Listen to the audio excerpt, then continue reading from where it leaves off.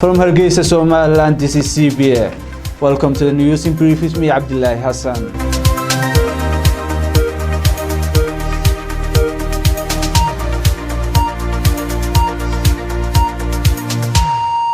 A shocking video of Somaliland policemen beating up a woman has emerged, creating an outcry against police brutality. The video, recorded on a phone, was shot in Warka town last Wednesday when the police violently dispersed a protest. The shocking footage shows a police officer holding a woman by the collar.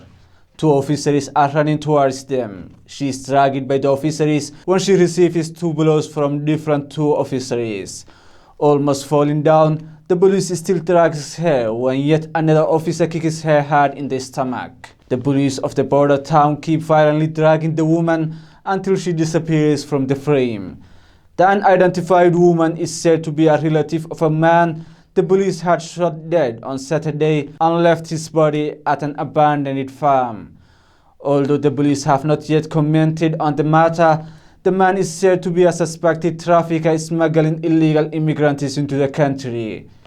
The family of the killed man was not informed of his death, and his mother kept searching for him until Wednesday. Local sources tell us when the body was found on Wednesday, a protest erupted in the city center.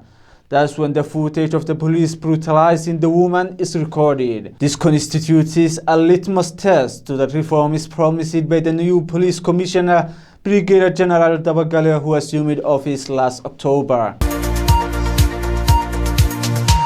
Somaliland has sent humanitarian aid to Somalia for the first time in 8 years. Today, a delegation carrying over $500,000 in aid meant for the flood victims in Beledweyn left Hargeisa to Mogadishu.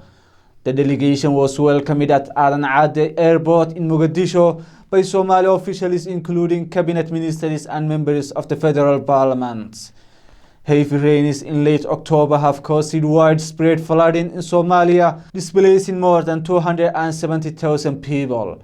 The worst affected region was Hiran in central Somalia, where Beledweyn district was flooded. People have left their homes and have gone to seek shelter in higher areas. Somaliland had set up the commission to coordinate the relief efforts for Beledweyn flooding victims last month. It is chaired by the head of Somaliland's Chamber of Commerce, Jamal Ibrahim Aidid, and its members include prominent business people, philanthropists, and religious leaders. Somaliland's two opposition parties, Ucid and Wadani, announced that they had accepted the invitation of President Musa Bihi to meet for resolving the electoral dispute. The opposition had earlier declined to meet with the president until the electoral dispute was settled. Ucid and Wadani, led by their respective chairmen, today met at Ucid headquarters to discuss the invitation extended by President Bihi last week. The chairman of Ucid party, Alol Lamma Gad, said the opposition will meet the president to discuss the implementation of the mediation committee's proposal that both sides had accepted. Alol Lamma Gad denied that the opposition was pressured to take the meeting. The president and the opposition parties will now have to agree on a mechanism to implement the mediation committee's proposal to break the deadlock over the Electoral Commission. The independent committee had proposed to dismiss the current Electoral Commission and to reinstate the previous one. Both the government and the opposition had accepted the proposal.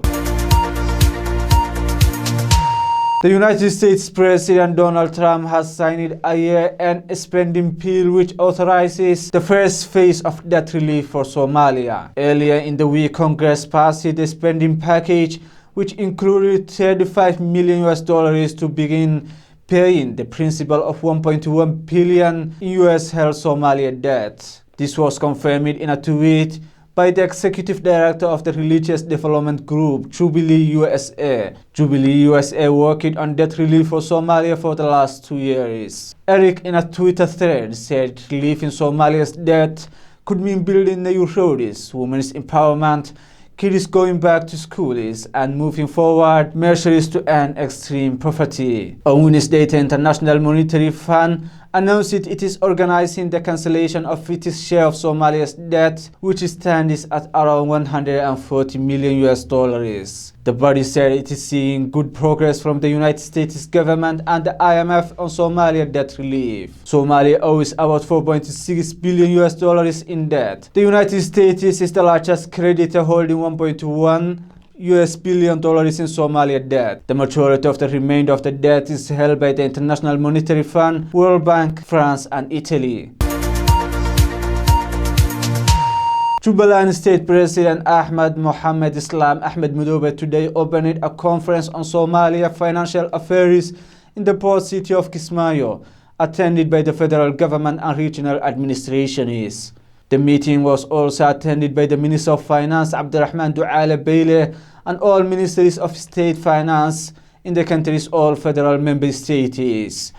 During the meeting, the stakeholders are expected to discuss issues on financial structures of Somalia and to improve the financial management of member states. The conference in Kismaayo is the first in recent months between the officials from the federal government and regional member states who have been at loggerheads, especially Jubaland and Puntland. Minister Abdirahman Duale Bayle called on the people of Lower Juba to take advantage of the natural resources God had endowed with the region with and to initiate development projects for the people of Juba region. The high-level meeting is the first meeting Madoobe held with federal government leaders since he was controversially re-elected as president of Jubaland State of Somalia in September. The president of the federal government of Somalia, Mohamed Abdullahi Farmajo, rejected Madoobe's victory in September 2019, accusing Kenya of forcibly imposing him on the people of Jubaland. The federal government termed his re-election illegitimate.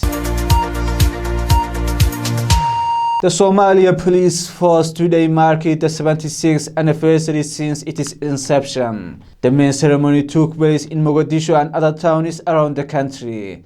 The law enforcement agency with the motto Protect and Serve was established on 20th December 1943 by the colonial administration, Italy.